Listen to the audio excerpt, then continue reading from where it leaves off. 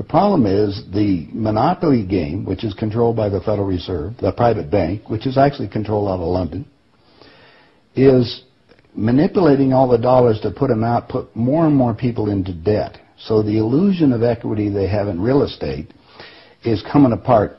The players that are analyzing everything are expecting massive foreclosures next year and the beginning of what we call the recession it's going to be worse than 29.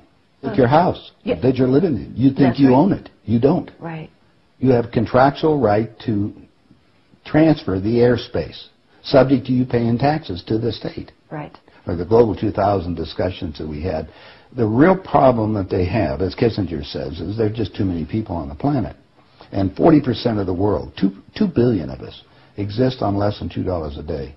The summary of the Global 2000 report I put up on my website, nohoax.com, but if you look at it, it makes sense to get rid of people. So what they said, they're going to make godlike decisions on who lives and who dies. Now, obviously, some of the meetings we sat on, we were planning on using neutron bombs on the major cities, because that contains most of what they call... You actually heard this? I sat in on the meetings. I was in the game big time. In fact, I was making such a mess, they decided rather than kill me, which they could, they just invited me into the inner group and asked me to be the finance chairman. And at that point, I probably would have been in, Secretary of the Treasury or something, whatever they wanted to do with me. What I was doing prior to that, so, making it right, I would volunteer to become a president of a company. And I'd go in and liquidate it. And we get rid of the expendable containers. That was my job. Expendable containers meaning human beings? That's right. Yeah, it's amazing. That's that was the a terminology. vernacular, wasn't it? Yeah. Oh, well, that's what we used at that time. I mean, it went from there to useless eaters today. So you're happy with it. You're a human resource. So, which, all you are is part of the commodity. Even in the business sense, you look at it, you have a cost. Labor. What is labor? Yeah. Human resource. Right. When you're going to put together some kind of product. Well, the inside of the game, when we started to use neutron bombs, today they figure that biologicals are much cheaper. They're still planning on, the plan is to get a war started in the Middle East.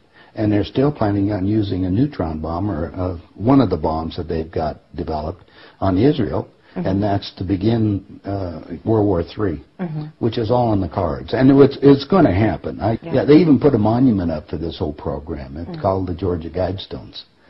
Outside of Atlanta, and they've got it all set down there. It's all in 8 languages. Basically, it's fait accompli as far as they're concerned. It's just to get the thing going in the Middle East, and it's not going fast enough. I mean, Carter put this thing in, so we have the Plan 2000, with the war starting in the year 2000 in the Middle East. Right. Reduce the population of the planet down to 500 million, have one world currency under the Homeland Security, or FEMA if you want to call it.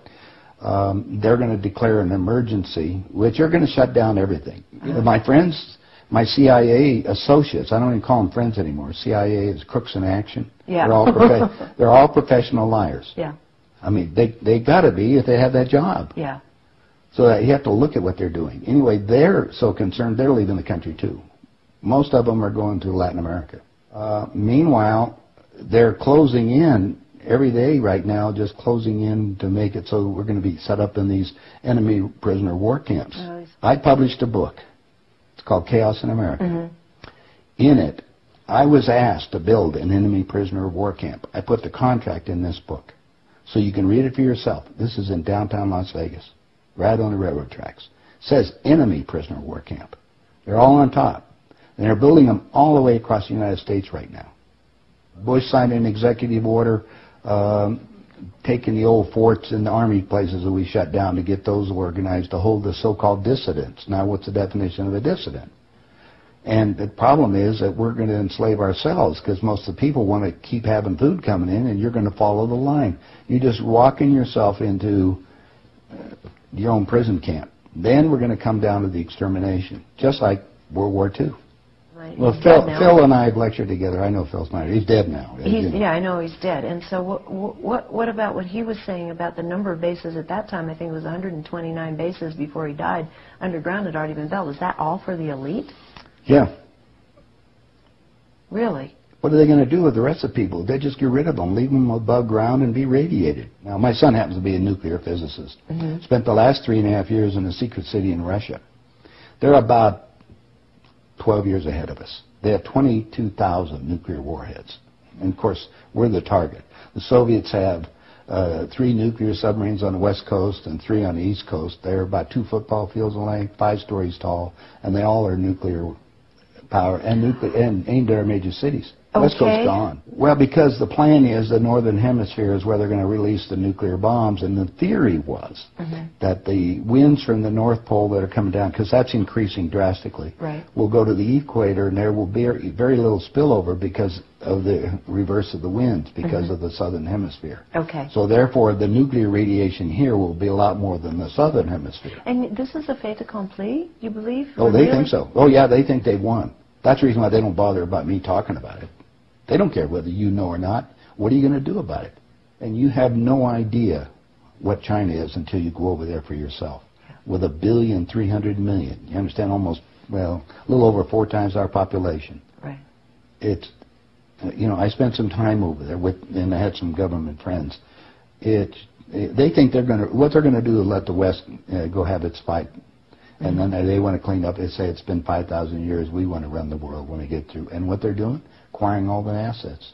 They figure that Canada and the United States, the property there will, the food growing areas will be enough to take care of their people. And that's what they're looking at. Why are they? I mean, they bought so oil. The U.S. will become a resource. Yeah. Whatever's left of it. Whatever's left of it. Yeah. You seem to be in a unique position to be able to put a fair amount of this together, which is quite interesting. Well, I walk my talk. I played the game. You played the game. You know one level of it. And I know. I used to play around with the world leaders, so I know what they're planning on doing. What change of heart? What happened in you that made you decide to share this information that happens at the inside levels? Well, it come back to a moral situation that happened to me, I think. When I flew to Aspen. I brought my 2 daughters up there so they could go skiing. And when I was invited to this meeting. When I walked into the room, the world leaders were there. That's when they asked me to be the finance chairman. As they said, we'd like you to be the finance chairman for the next president of the United States. And the first thing I asked is, why me? And they said, well, we owe you a favor. Remember I told you I volunteered to be president of companies as I went down? And then you liquidate, yeah. I didn't charge them anything for it. It was just a game. I see. And anyway, that's what they said. So I thought you'd be good on the team, yeah. I'd be a team player. I just did it because it was, another one of these things. So next thing I asked them, I said, well, wait a minute.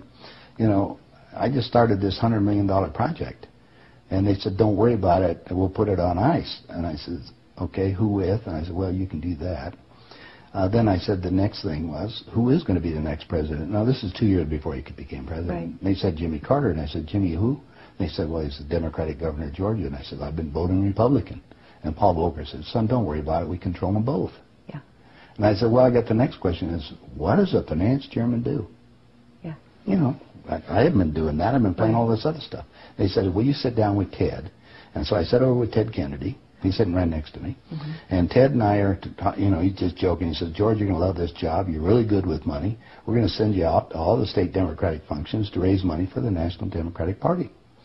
And he said, you're going to meet some real foxy ladies. And just then, my daughter walked in.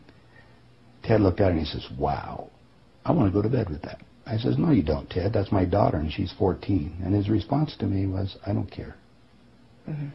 I was livid. I really didn't know what to do. So it was that moment, well, that wait a personal minute. insult. That was part of it. Yeah. I got up, I walked across the room. Yeah. I then talked to Pierre Trudeau and his wife, who was the Prime Minister of Canada at that time. And I'm sitting in front of them was a little half cigar box full of white powder. And then I'm looking around the rest of the room. I said, my God, something hit me at that point. If the world leaders have to resort to this, I don't think I want to be part of this thing. I mean, even to the dark. Even to the pollution and getting everything else they're talking about, getting rid of all the other people. I mean, I was raised in a packing house and slaughtering animals, and you get to the point where people are just animals at that level. And then I found out a little bit more about the details of the Plan 2000, of the annihilation of the entire planet. I said, I got to stop these people. There's something there. I mean, it's just, they got to be stopped.